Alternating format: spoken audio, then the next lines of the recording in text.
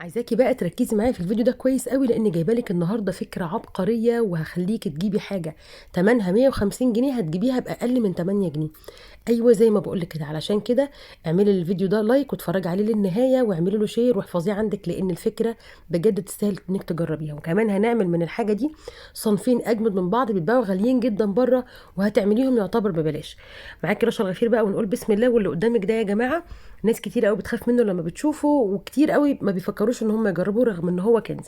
دي يا جماعه رجول الكاليماري اللي بتلاقوها عند بتاع السمك، وبما اننا اليومين دول في موسم السمك فهتلاقي ما شاء الله متوفر، وان ما لقيتوهوش اطلبيه من البياع زي ما انا عملت. عند بياع السمك اللي بتعامل معاه وقلت له عايزاك تجيب لي رجول صبيط، هو عارف الحاجات دي بتتجاب منين، فبيقدر يوفرها بمنتهى السهوله وكمان بسعر حلو قوي.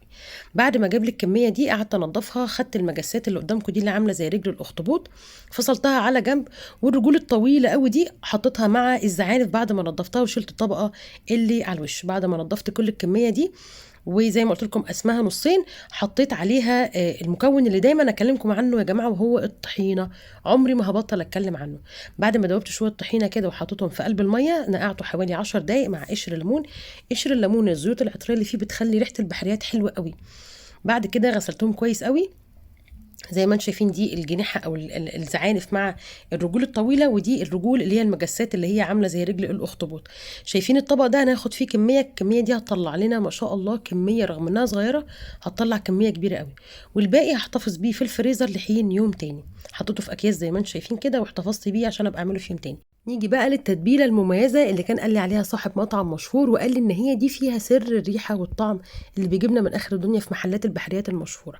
عملتها وجهزتها وتبلت بيها الحاجه زي ما انتم شايفين كده. عايزه اقول لك بتقلب طعم البحريات 180 درجه. بعد كده جبت صينيه وحطيت فيها شويه زيت وشويه من الزبده، حته زبده كده حوالي 50 جرام، وسنه من الثوم مدقوقه كده مع شويه توابل من اللي انا كنت مستخدماها، وبصلتين كبار متقطعين جوانح كده، وشوحت كل الكلام ده في صينيه. دي هنعمل منها طاجن اتحداكي تلاقيه في اي مكان تاني بالجمال والطعامه دي.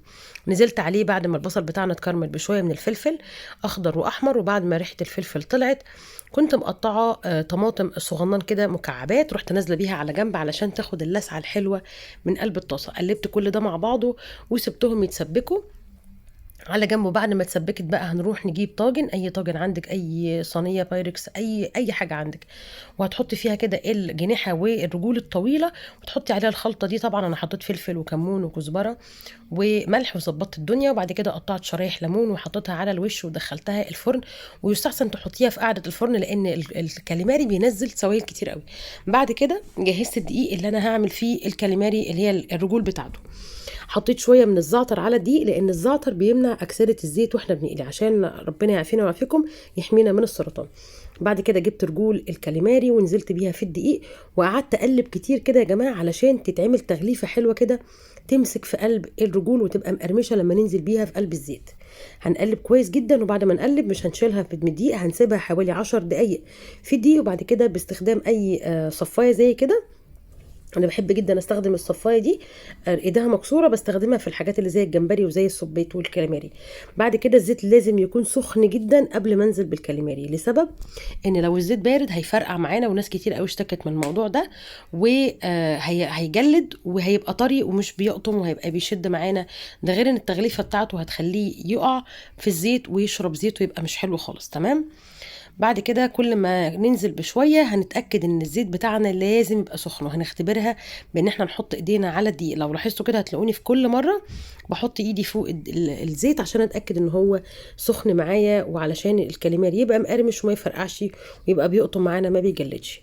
هنفضل نكرر العمليه لحد ما نخلص الكميه كلها، وعايزه اقول لك بتبقى اكله في منتهى الجمال. شويه سلطه كده وشويه جرجير كده وشويه سلطه طحينه، وعندك اكله مش محتاجه جنبها اي حاجه زي ما انت شايفه كده. لو عملتيها بجد بجد هتدعي لي ان شاء الله. الطاجن بقى خلاص كده جاهز ما شاء الله، بقى جاهز. هنطلعه من الفرن علشان نشوفه بقى عامل ازاي.